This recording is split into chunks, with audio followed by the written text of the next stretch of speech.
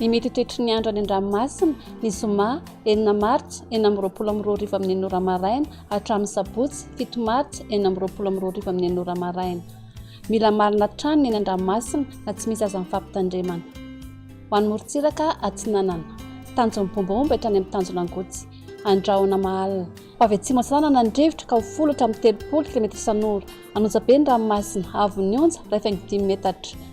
Tanjon'angotsy hatramin'ny manoro anorony tandrifondraona any avaratra Toamasina ho maina any akafa. Ho avy atsimo asanana ny rivotra ka ho folo hatramin'ny 20 km isan'ora adiny mpanonja nanonjabe ny ranomasina avon'ny onja raitra amin'ny rehefa 5 metatra.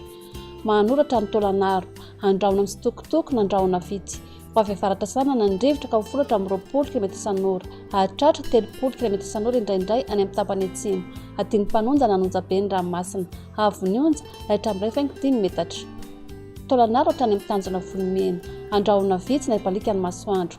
Ho avy atsinanana ny rivotra ka ho 20 hatramin'ny 30 km isan'ora hahatratra 70 km isan'ora indraindray anonjabe na herin'ny ranomasina avon'ny onja roatra amin'ny 5 metatra. Ho an'ny morontsiraka andrefana tanjony vohimena hatrany amin'ny tanjona kapo anorona tandrifondraona mahalana.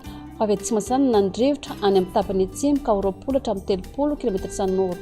Ho avy andrefana kosa any akafa ka ho 10 hatramin'ny 20 km isan'ora anonjabe ny ranomasina avon'ny onja rehefa 5 hatramin'ny 2 metatra. Tanjona kapo hatrany amin'ny tanjona velanandro anorona tandrifondraona vitsy ny maraina. Ho avy andrefana ny rivotra ka ho 10 hatramin'ny 20 km isan'ora hiodina avy atsinanana kosa izany ny maraina ka ho 10 km isan'ora adiny mpanonja ny ranomasina avon'ny onja ohatra 5 hatramin'ny 2 metatra. Tanjona velanandro hatrany analalava mety hisy irony tandrifondraona malana ny maraina.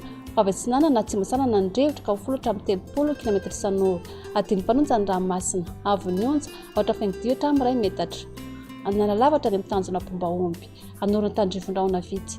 Ho avy atsinanana na atsimo asanana ny rivotra ka ho 10 hatramin'ny 20 km isan'ora hahatratra 30 km isan'ora indraindray adiny mpanonja ny ranomasina avon'ny onja ohatra 5 hatramin'ny 2 metatra.